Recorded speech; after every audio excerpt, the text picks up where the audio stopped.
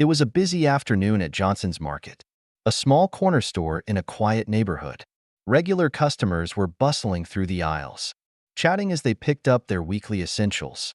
Behind the counter stood Mr. Johnson, the store's owner, a man who prided himself on running his business the old-fashioned way.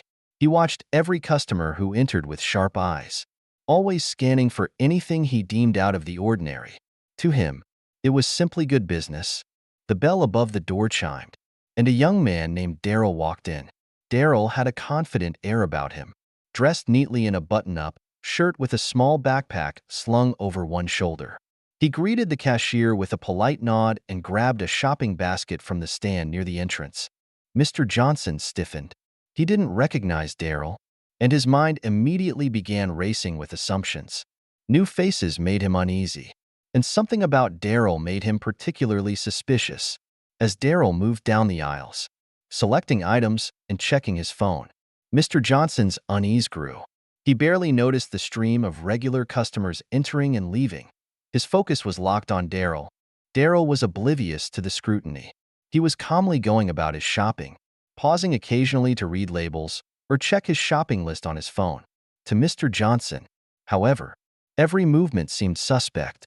Finally, Mr. Johnson couldn't contain his suspicion.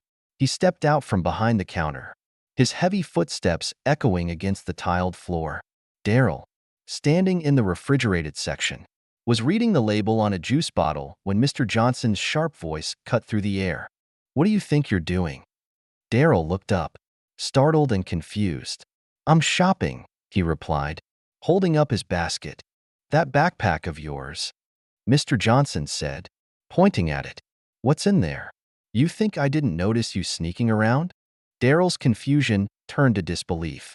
"Excuse me? I'm not stealing anything. You can check my bag if you want." Mr. Johnson waved him off. "I've seen this before. People like you think you can come in here and take whatever you want. Not in my store."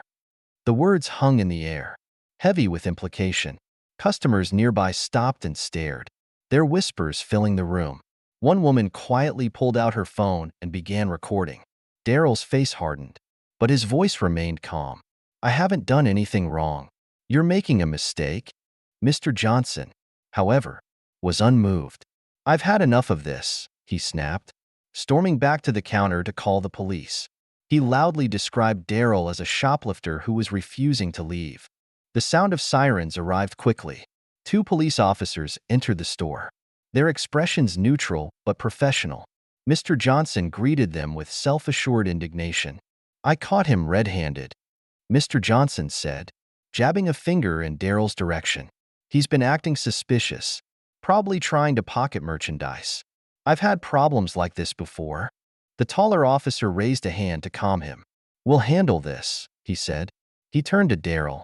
"Sir, can you tell us what happened?" Darrell met the officer's gaze, his voice steady. "I came here to shop. Everything in my basket is unpaid but untouched. I have nothing to hide." The officer nodded. "Do you have anything in your backpack?" Darrell sighed. "No. You're welcome to look." He unzipped the bag, revealing only a water bottle, a notebook, and keys. The officers exchanged a glance, their expressions softening. They turned to Mr. Johnson.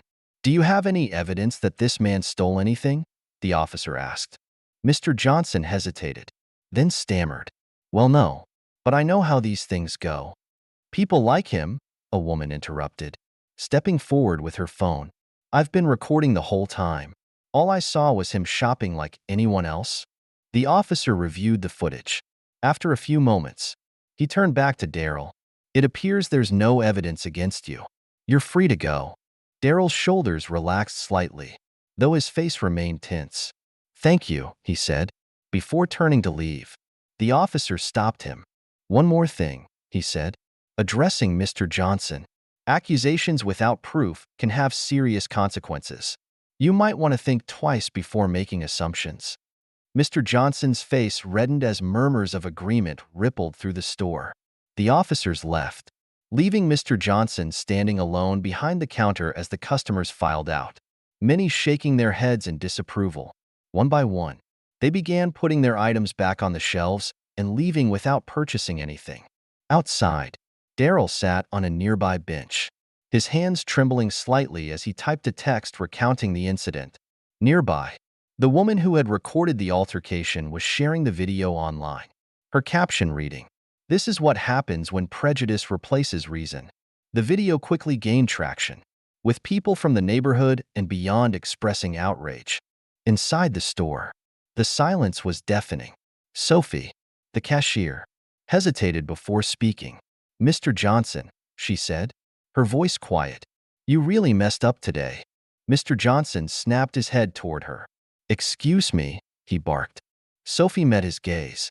"You embarrassed that man for no reason. And now look around. People aren't coming back. I've been quiet about your behavior for too long. I quit." Before Mr. Johnson could respond, Sophie grabbed her bag and walked out, leaving him alone in the empty store.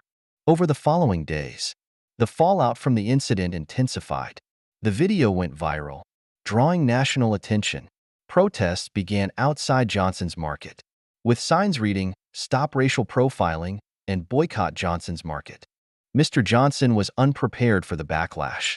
His once busy store was now nearly empty, his reputation tarnished. Suppliers began canceling contracts, and his landlord hinted at reevaluating his lease. One morning, as he peered through the window at the protesters, he noticed Daryl standing at the front of the group, holding a sign that read, "Change starts here." Mr. Johnson stepped outside, his voice shaky with frustration. "You've made your point," he snapped. "Leave my store alone." Daryl didn't flinch. "This isn't about tearing you down," he said calmly. "It's about holding you accountable." For the first time, Mr. Johnson felt the weight of those words. That night, he sat at his kitchen table, staring at a blank notebook. Slowly, he wrote, "What have I done wrong?" In the following weeks, Mr. Johnson began taking steps to repair the damage. He met with community leaders, apologized publicly, and began implementing changes at the store. He hosted an open house, inviting neighbors to share their thoughts.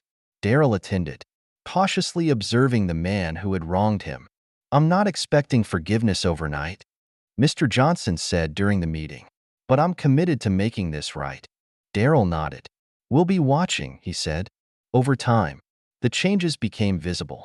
Mr. Johnson implemented a community board, started hosting events, and treated every customer with respect. Trust was slow to rebuild, but progress was undeniable. Months later, as families gathered for a holiday event hosted by the store, Daryl approached Mr. Johnson. "You've come a long way," he said. "Keep it up." Mr. Johnson smiled, his voice steady with newfound humility. "I'm just getting started."